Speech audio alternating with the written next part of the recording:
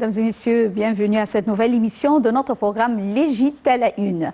Et commençons l'émission d'aujourd'hui avec le président Abdel Fattah el-Sisi qui a inauguré ce matin la conférence internationale de communication radiologique tenue pour la première fois depuis 20 ans en dehors du siège de l'Union internationale des télécommunications UIT à Genève, et ce, sous la houlette du président Abdel Fattah el-Sisi. Cette conférence prévue du 28 octobre jusqu'au 22 novembre se tient dans la station balnéaire de Sharm el-Sheikh sur la mer Rouge. En amont de l'inauguration, le ministre des Télécommunications et de la Technologie de l'Information, Amr Talat, a fait une tournée d'inspection dans la salle des conférences de Sharm el-Sheikh pour s'enquérir de l'exécution des préparatifs nécessaires menés par le ministère, l'Autorité nationale de réglementation des télécommunications, NTRA de l'Égypte et de la compagnie Telecom Egypt en coopération avec le gouvernorat du Sinaï Sud pour l'accueil de ce grand événement international d'une manière qui convienne à la position régionale et internationale distincte dans le domaine des télécommunications et de la technologie de l'information. Plus de 3500 personnes de 140 pays et 50 ministres et vice-ministres de télécommunications participent à cette conférence. Le président Abdel Fattah el-Sisi et son homologue russe Vladimir Poutine ont co-présidé mercredi dernier la séance inaugurale du Forum économique Russie-Afrique en présence des leaders et responsables des 43 États africains à la ville russe de Sochi. Dans son discours prononcé devant le premier Forum Russie-Afrique, le président Abdel Fattah el-Sisi a exprimé sa gratitude et son appréciation pour le président Vladimir Poutine et le peuple russe pour l'accueil chaleureux, l'hospitalité et la bonne organisation ressentie par toutes les délégations africaines depuis leur arrivée en Russie, remerciant également tous les organisateurs de cet événement pour leurs efforts remarquables et distingués dans le lancement de cette première édition du sommet Russie-Afrique. Voyons ensemble.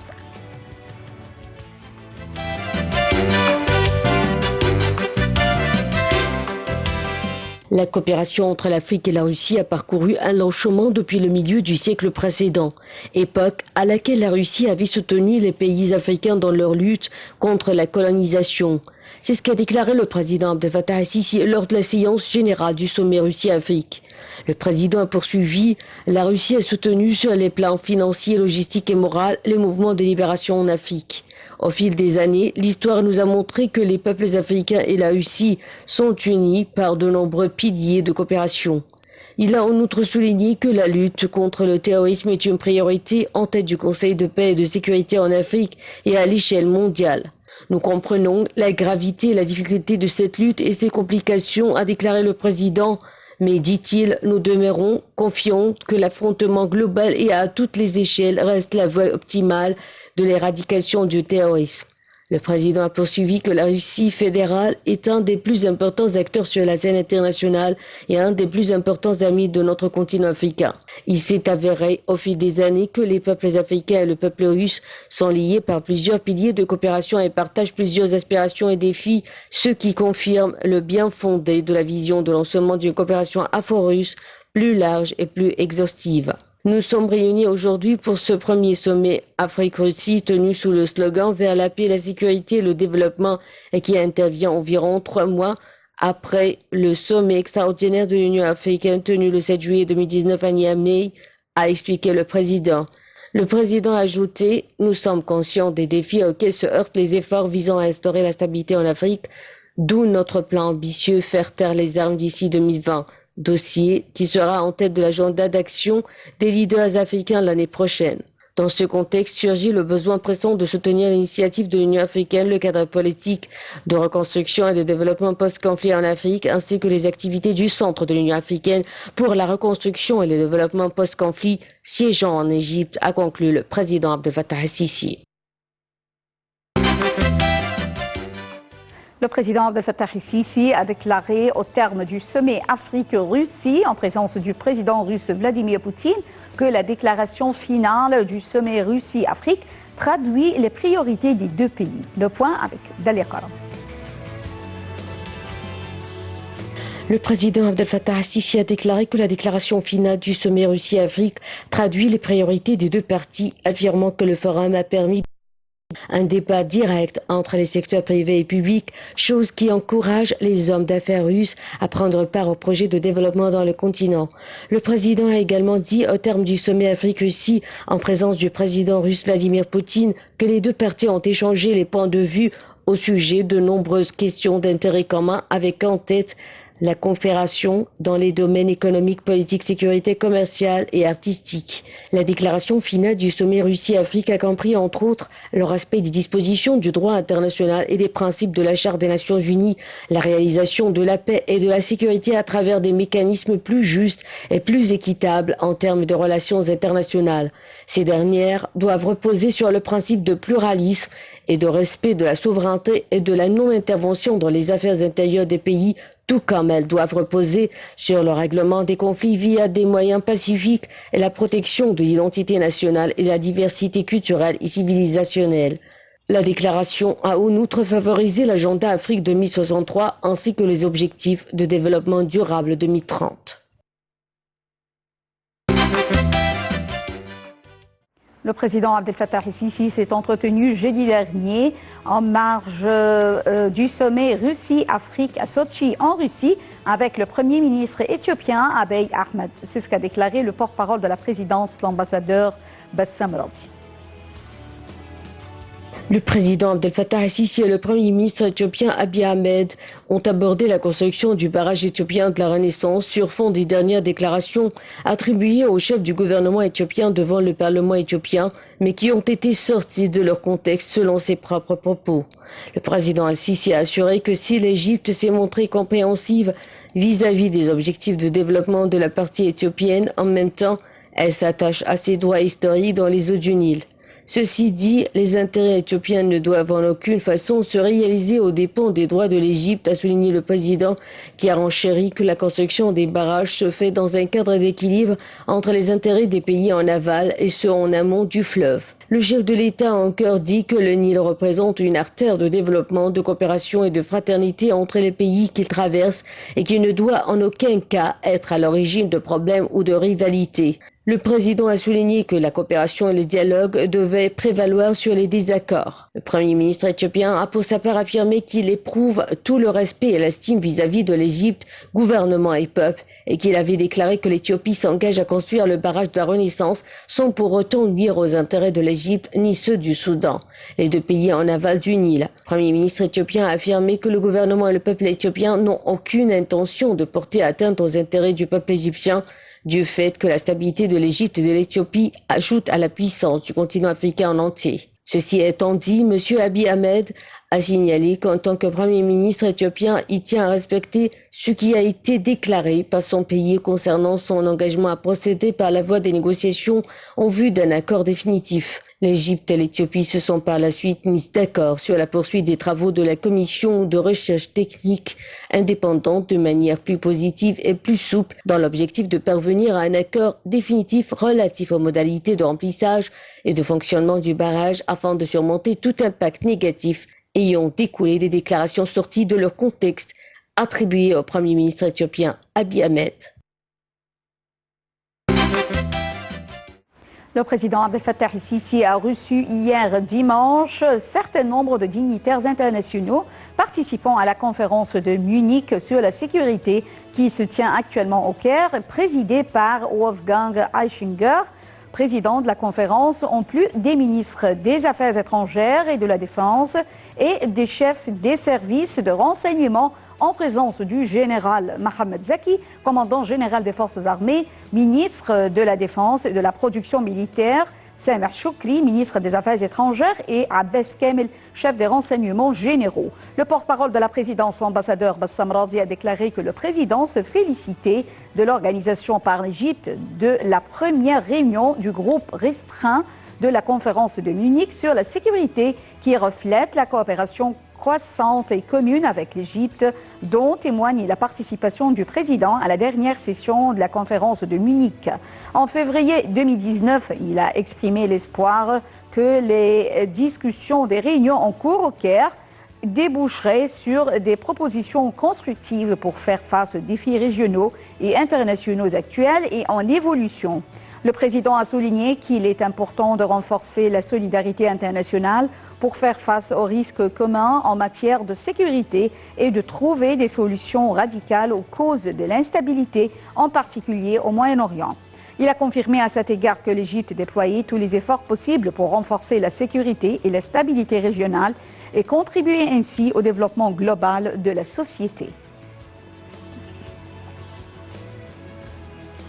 Le ministre des Affaires étrangères, Samer Choukri, a regagné ce samedi le Caire venant de Bakou en Azerbaïdjan après avoir participé aux travaux du 18e sommet du mouvement des non-alignés, MNA, qui s'est tenu sous le thème « Respect des principes de Bandung pour assurer une réponse concrète et adéquate aux défis du monde ». M. Choukri a examiné avec son homologue azerbaïdjanais Elmar Mamadiarov les moyens de renforcer les relations bilatérales et les questions régionales ainsi que l'évolution du processus de paix et les développements liés aux négociations sur le barrage de la Renaissance. Le ministre des Affaires étrangères a prononcé une allocution lors du sommet dans laquelle il a appelé à un arrêt immédiat de l'agression turque contre le nord de la Syrie. Il a également exprimé le soutien d'Égypte à la solution politique pour mettre fin à la crise au Yémen et poursuivre les efforts pour garantir la liberté de navigation dans la mer Rouge.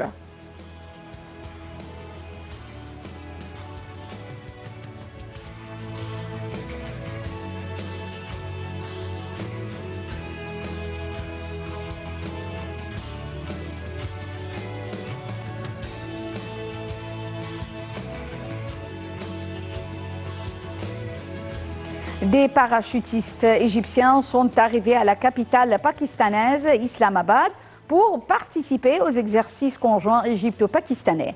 L'Aube de l'Est 1, ces manœuvres sont organisées au Pakistan et durent 2 semaines. Selon un communiqué de presse publié samedi dernier sur la page officielle Facebook, le porte-parole militaire a déclaré que la conférence de coordination se tenait entre les forces participantes pour unifier les concepts et parvenir à l'intégration des éléments participants afin de contribuer à l'unification des concepts opérationnels et de coordonner les efforts afin de mener à bien un travail d'équipe avec compétence.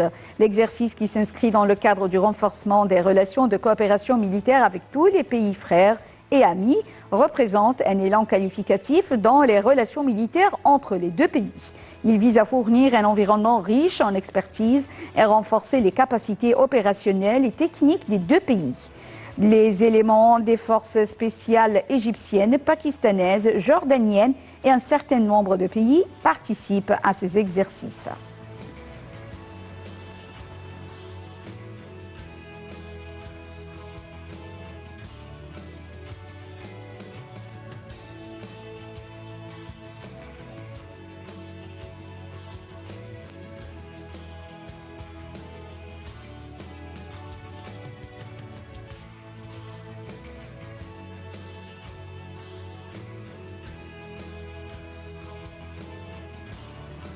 La société italienne Eni a annoncé la découverte de concepts avec la société Belayim Petroleum appartenant à la société égyptienne General Petroleum Corporation d'un nouveau puits de pétrole à Abourdis dans le golfe de Suez d'une production initiale de 5000 barils par jour.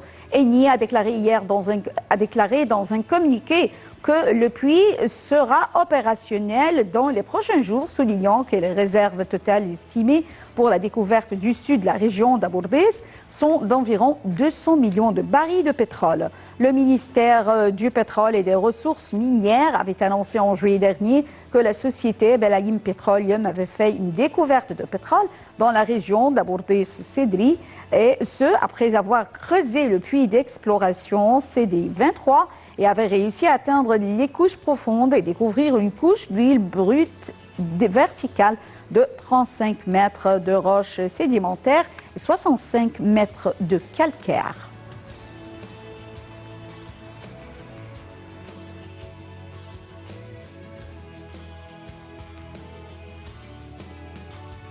La société pétrolière Dragon Oil a annoncé qu'elle prévoit d'investir $1 milliard sur les 5 prochaines années dans le golfe égyptien de Suez.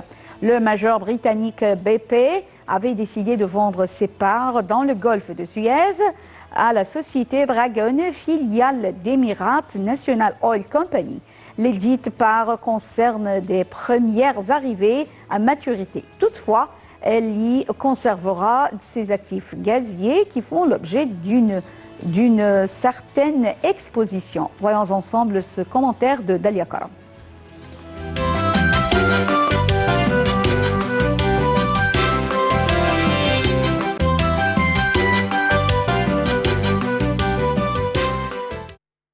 Lundi 21 octobre, la société pétrolière Dragon Oil, filiale de l'entreprise publique Dubaïot Emirates National Oil Company, a annoncé qu'elle prévoit d'investir $1 milliard sur les 5 prochaines années dans le golfe égyptien de Suez.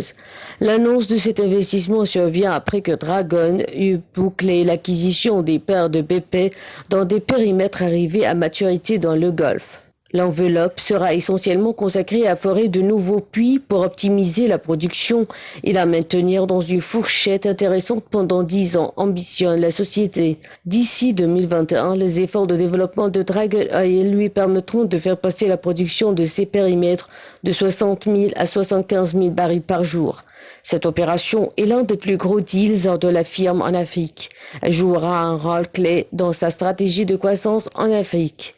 La majeure britannique BP avait décidé de vendre ses parts dans le golfe de Suez à la société Dragon, filiale d'Emirates National Oil Company.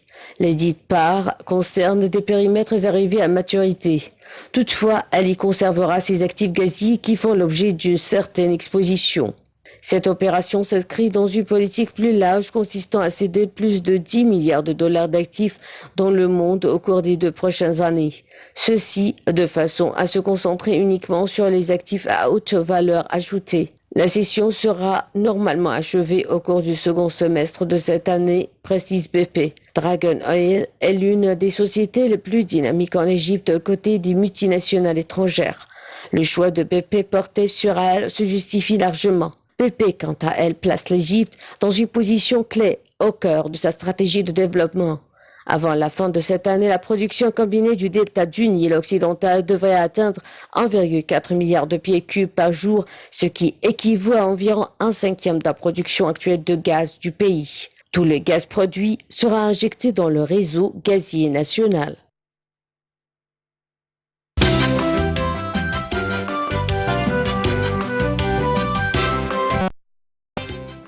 La commission du tourisme et de l'aviation civile au Parlement, présidée par Amr Sedhi, a exprimé sa joie jeudi dernier de voir l'aéroport international de Marsa Alam, gouvernorat de la mer Rouge, accueillir le premier vol d'une grande compagnie aérienne internationale venant de Genève avec 121 voyageurs à son bord.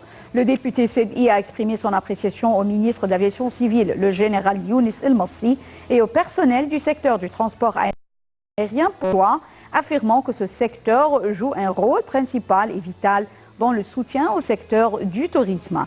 Il a également loué la coordination continue entre les ministres de l'aviation civile et du tourisme qui a eu un effet positif sur l'économie égyptienne, appelant le gouvernement de Mustafa Madbouli à présenter tout le soutien nécessaire au secteur de l'aviation civile pour lancer de nouveaux vols directs entre les Égyptiens et ceux de tous les pays en vue d'encourager le tourisme vers l'Égypte et construire de nouveaux aéroports à travers le pays. Il a affirmé l'attachement de sa commission à présenter tout le soutien nécessaire au secteur de l'aviation civile et du tourisme pour aplanir tout obstacle devant les deux secteurs.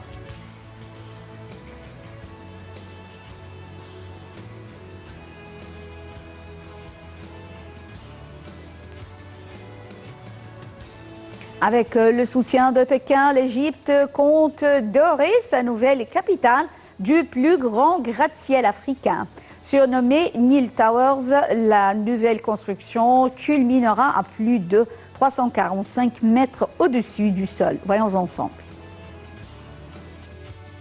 L'Égypte va abriter la plus grande tour d'Afrique dans la capitale administrative du pays. Les travaux de construction de l'immeuble, qui devrait recevoir des institutions étatiques et gouvernementales, des missions diplomatiques, des banques et des entreprises entre autres, étant en cours, son ouverture probable est prévue pour janvier 2020, affirment les autorités. C'est la plus haute tour d'Afrique, 385 mètres de haut. Elle est composée de 3 parties. La première partie est réservée à l'installation des bureaux, comme un espace ouvert, les entreprises, les banques, les agences. La deuxième partie comportera des appartements qui se trouvent au sommet. Et ce sont des appartements entièrement meublés. Et la partie supérieure, c'est l'hôtel, avec comme d'habitude, avec des halls d'entrée et toutes les caractéristiques que l'on peut trouver dans un hôtel. L'exécution de ces travaux a été confiée à la société d'ingénierie China State Construction Engineering Corporation. La tour devrait être la deuxième plus haute du Moyen-Orient après la Burj Khalifa à Dubaï, aux Émirats arabes unis. Selon les projections, la tour boostera les recettes touristiques de l'Égypte qui ont progressé de 28,5% pour atteindre les 12,6 milliards de dollars au titre de l'exercice 2018-2019, rapporte le ministère du Tourisme. Mesdames et messieurs, fin de cette émission de notre programme L'Égypte à la une et également fin de la transmission en langue française la transmission en langue française reprend à 18h locale. Merci pour votre fidélité à Nile TV. Bonne journée. Au revoir.